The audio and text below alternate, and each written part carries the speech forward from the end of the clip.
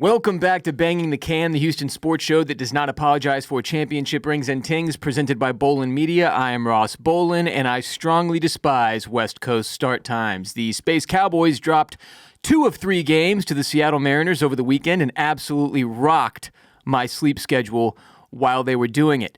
Friday night's game started at 9:10 p.m., and I made the dumbass mistake of staying up to watch the entire thing. For a minute there, it looked like I might leave with no regrets, as the Astros were down only 2-1 in the bottom of the 8th, and then the Mariners scored 4 runs off Okert and Orris, and that was that. I would note, starting pitcher Brandon Walter went a very solid 6 innings with 7 strikeouts and surrendered only 1 run. Pitching is not the problem per se. Even while having to rely on a bunch of backup pitchers, pitching is not really the problem. Hitting is the problem. Offense is the problem. Scoring is the problem, or at least it was the first 2 games of this shit. Game 2, Saturday night, 8:40 p.m. start time. Slightly better, but I am never going to energetically recover from this series. The Astros made a really fun comeback to tie the game and then take the lead with a 3-run 6th inning. Then the Mariners got a run off a wild pitch from Brian Abreu to tie things back up. What the fuck? Absolutely brutal. Made me want to punch myself in the dick. The shit goes to extras. Both teams score a run in the 10th. Cole Young walks it off for the Mariners in the 11th. I could have and absolutely should have gone to bed 2 hours earlier. Oh, somebody kill me, please. Somebody kill me, please. I really wasn't lying when I said pitching wasn't the problem, unless we are talking about Lance McCullers Jr., in which case it very much is a problem. Lance threw 6,725 pitches in his 8 outs of service as our starting pitcher for Game 2 of this series against the Mariners. Walked 3 batters. Pretty sure he pegged some people. Pause, if I'm remembering correctly. Struck out 1.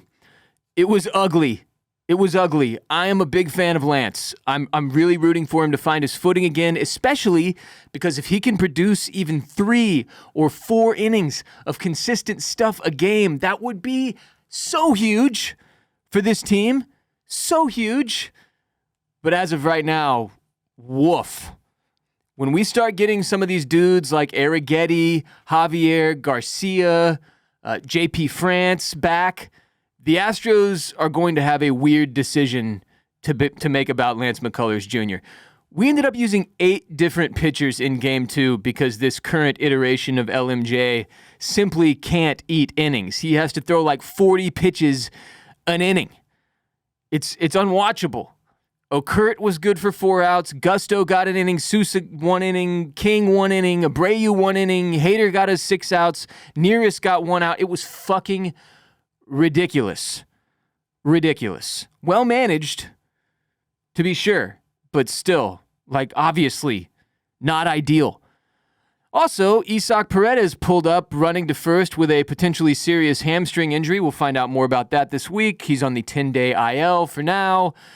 So our starting third baseman is also gone. The medical staff will probably amputate both his legs just to be safe. So all of that to lose by 1 in the 11th inning and push me to the brink of exhaustion and insanity. So Sunday, we finally get a break from these midnight games with a 3:10 start time, and we get the best pitching matchup of the series with Hunter Brown versus Brian Wu, a couple of all-stars going at it. Obviously, the Astros desperately needed to avoid a sweep here as their division lead was steadily withering away all weekend. Unfortunately, Hunter Brown looked human for the 3rd consecutive start, surrendering 3 runs in 4 innings pitched, but he also fanned 7 Mariners and received absolutely 0 run support while he was out there. But then, just when things looked particularly bleak and the Mariners went into the 5th inning with a 3-0 lead, and it really, really looked like the Stros were about to get swept, and maybe this would be a big turning point in the season where after weathering storm after storm after storm, the Astros finally broke against the tide of fate or something. You know what they say, it's always darkest before the dawn, and just when all hope seemed lost, something clicked, and the backup boys went bananas. Hashtag backup boys, trademark, copyright, backup boys. 3 runs in the 5th, 2 in the 6th, 4 in the 7th, and 2 in the 8th for an impressive 11-3 win, where most of the run production was coming from dudes Mariners fans didn't even know were on our team. Shea Whitcomb scored twice. Cooper Hummel scored. Chas McCormick is back. He scored once.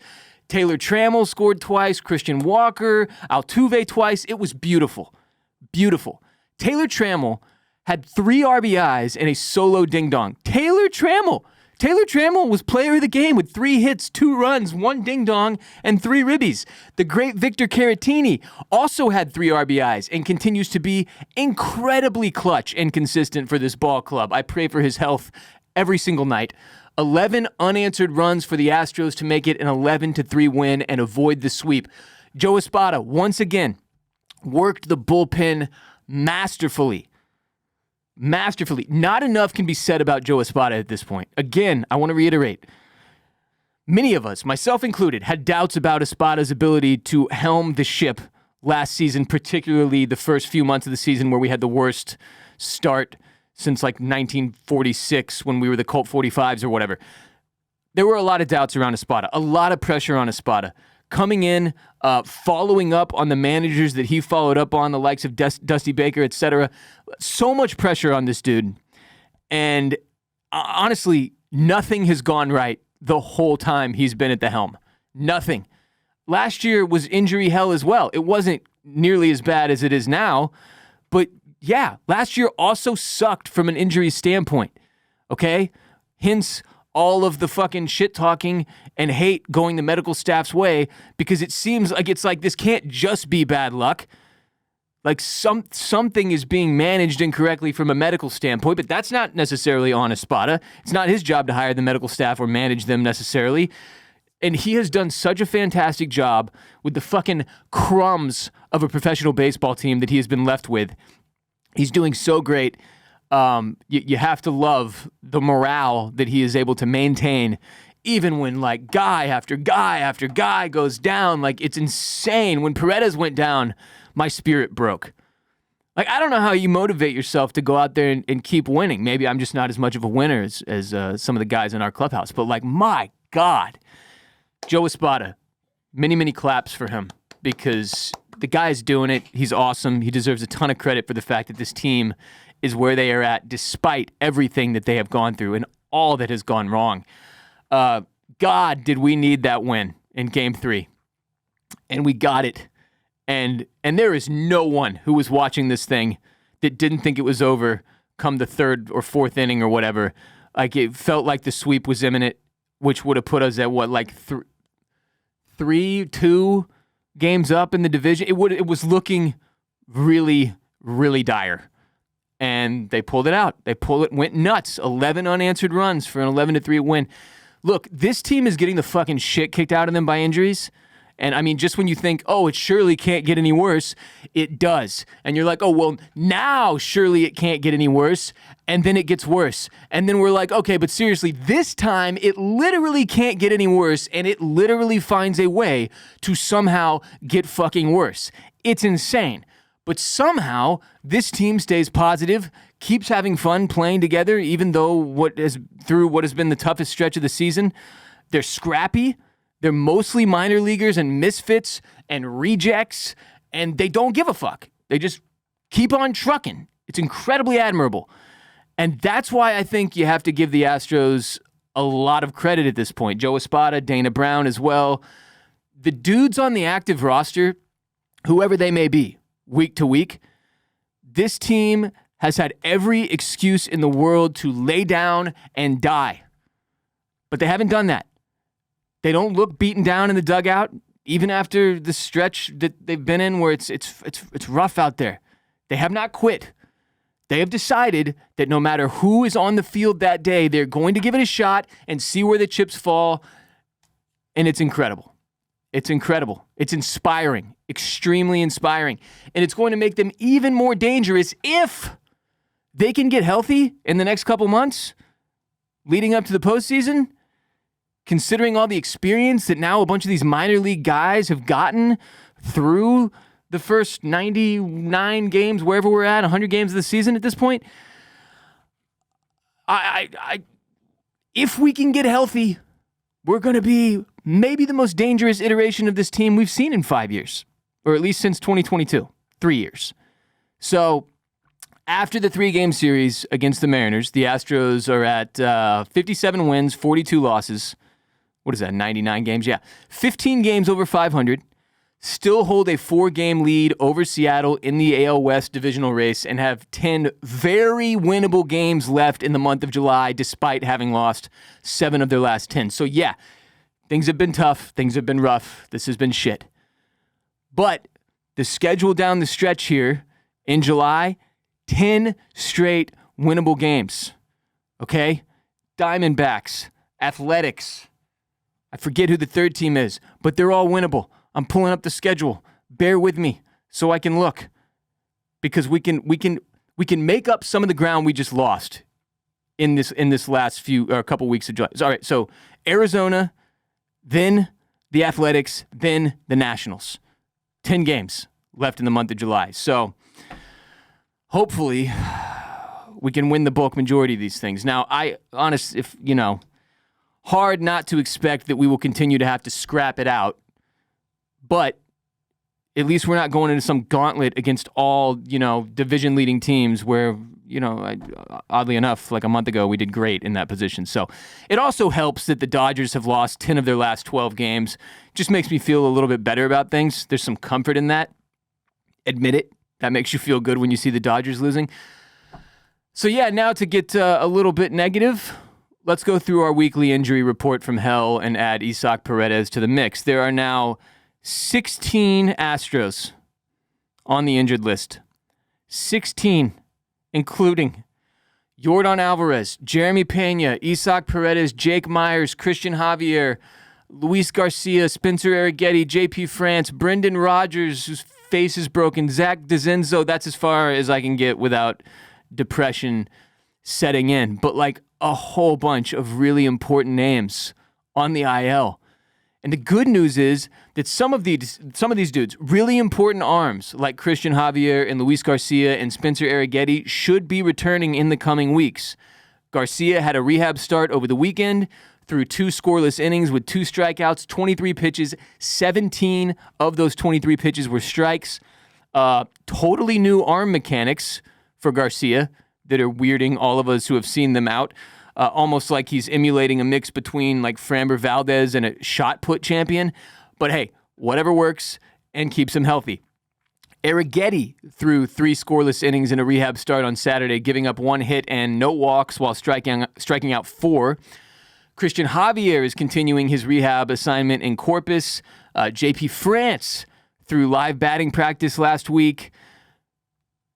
You read all that, you hear all that, you think, surely we're on the cusp of getting seriously effective reinforcements in the pitching department. But then again, I go back to my earlier point, like pitching hasn't really been the problem other than Lance McCullers Jr. But even then, we had 6, 7 other guys step up after Lance to make that game winnable, even if we still lost it. Pitching hasn't really been the problem. Getting big league bats back in the lineup is the problem. Like, we need guys who can hit and hit consistently. And it's nothing against the Space Cowboys, who have been stepping up and in spurts have been extremely effective, like Taylor Trammell was this past weekend. But like, you got to get some of these big name bats back to really feel good about where you're at, especially if we're talking about postseason contention. So let's talk about the big league bats. Yordan Alvarez is swinging a bat again and is traveling with the team, hopefully wrapped in bubble wrap.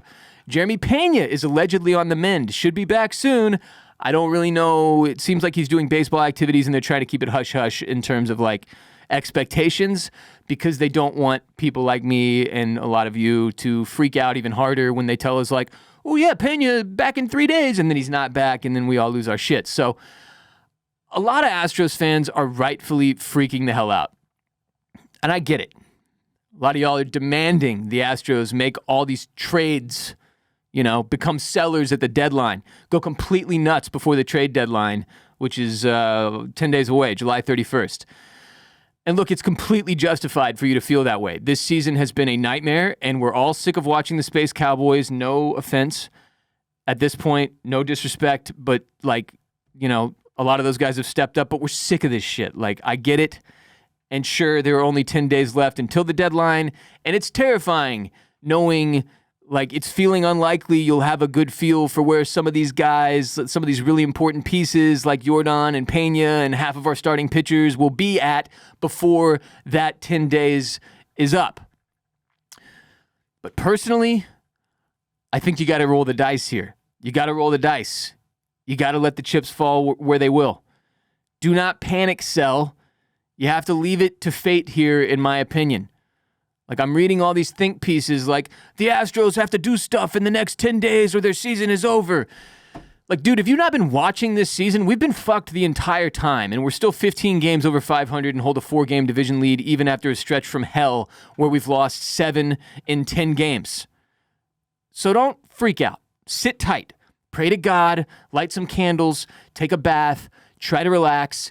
If this team can get healthy, this team is going to be insanely deep and insanely dangerous. And yes, that is a big if, but if ifs and buts were candy and nuts, we'd all have a Merry Christmas. So what's next? We got a 3-game series against the Arizona Diamondbacks starting tonight. Diamondbacks are 50-50, right at 500. They've won 6 of their last 10 games. It's another West Coast series, fucking 8:40 p.m. tonight, 8:40 p.m. Tuesday, 2:40 p.m. Wednesday. I don't know if I can do it. I don't know if I can do it. I'm being dead serious. I think I'm going to have to record these and stay off social media. I hate, and am totally against recording live sporting events and watching them after the fact. I don't believe in that. I've avoided it my entire life. But this might break me. These 2 series back-to-back might break me. I Mariners and then Diamondbacks with these post 8 p.m. start times, 8:40. Come on, man. The fuck, 9 p.m. and shit? Come on, bro. I got kids. I got work. I got to get up at 7 a.m. every day. There's no way around it. I can't fucking do this. I can't sleep during the day. This doesn't work for my fucking schedule. I don't know how it works for anybody's schedule. I seriously am questioning how this is not a bigger talking point when it comes to getting more eyes on Major League Baseball games. These fucking games are ending at midnight, dude. Do you see this with the NFL? Do you see the NFL doing this shit? Do you ever watch an NFL game past whatever, 9:30, 10 p.m.? It's been a while since football season, and I'm so fucking tired because of the Mariners series that my brain isn't fully functioning. So it's entirely possible that sometimes NFL games do go late. I just can't remember right now because I can't think straight. But I just can't. What? So, Diamondback series, 3 games. They're a 500 team. These are winnable games. Get out there, make it fucking happen. Doesn't matter who's on the field, who's wearing an Astros jersey. Bring on all the Space Cowboys.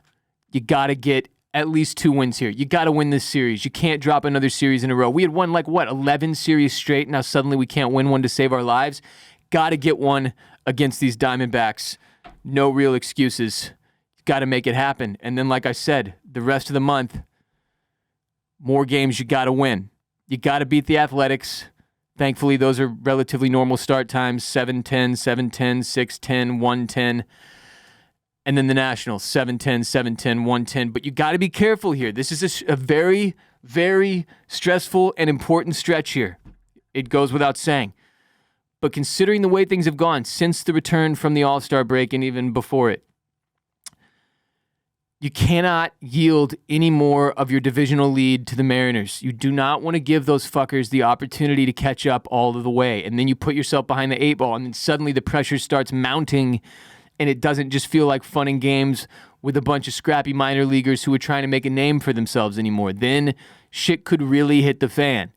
You got to be careful with that. Now, unfortunately, as a result of this last 10 games and change, I don't think we're really talking about like making sure we finish as a top 2 seed in the AL anymore. It's more like, let's make sure we don't fuck up the division and make sure we come out on top there, because like we got what? Toronto has climbed into the top 3 seeds. So it's Detroit at 60-40 as the number 1 seed in the American League, Toronto at 58-41, and then the Astros at 57-42. So we're a game back of Toronto there. And then the Yankees are 2 back of us at 55-44. Thankfully, the Yankees kind of played like dog shit prior to the All-Star break, but now they've won 7 of their last 10. So yeah, you know, Toronto's also won 7 of their last 10. Detroit slipped a little. They've won 4 of their last 10. So you got to be careful here. You got to be careful. You really got to be fucking careful. And I just keep praying that what's a good term? It's not, I don't want to say like praying for the dam to break, because that doesn't feel appropriate, but you got to hope that good news comes soon, right? It's just been bad news after bad news after bad news. No real positive updates in terms of injuries to anyone. I mean, you know, technically there have been positive updates, but no big, this guy's finally back. Jordan's finally back. Peña's finally back. Garcia's finally back. Javier's finally back. Arrigetti's finally back. I need some of those headlines to start rolling in, please. Give me some returns, some positive things to feel really good about that the team can get behind and the fans, and we can harness that momentum going into the end of July and into August and into the, you know, final however many games of the season, like 30 plus 40 whatever. I need some of that shit. We all need some of that shit desperately. And just psychologically, I'm like, it has to happen at some point, right? It has to happen at some point, especially after the Isaac Paredes injury. I just feel like we're due. We have to be due. There has to be like some karmic, cosmic reversal that occurs to where we get back to just anything that could resemble anything close to full strength at this point. Please, for the love of God, I think it's coming. I can feel it coming in the air today. So hold your horses, sit tight, like I said, take a bath, light some candles, relax, woosah, and pray. We all have to pray. The power of prayer behind this team could do wonders for us, because we're just a few, 3, 4, 5 guys of those 16 on the IL returning from being able to harness some really positive momentum down the stretch here, which we all badly need. Badly. Remember, we have new episodes of our show dropping every Monday and Friday. Every episode of our show drops on youtube.com/@bangingthecan, where you can watch instead of just listen. If you're listening on Apple Podcasts or Spotify or any of the other podcast platforms, I implore you, go to youtube.com/@bangingthecan. Watch the show. Speaking of which, if you're on Spotify, soon you will be able to watch our show on Spotify as well. In the next couple weeks, I will let you know when that happens, when that switch occurs. But for now, we're a very YouTube-heavy show. Very YouTube-heavy. Producer Kade gives us great visuals every week.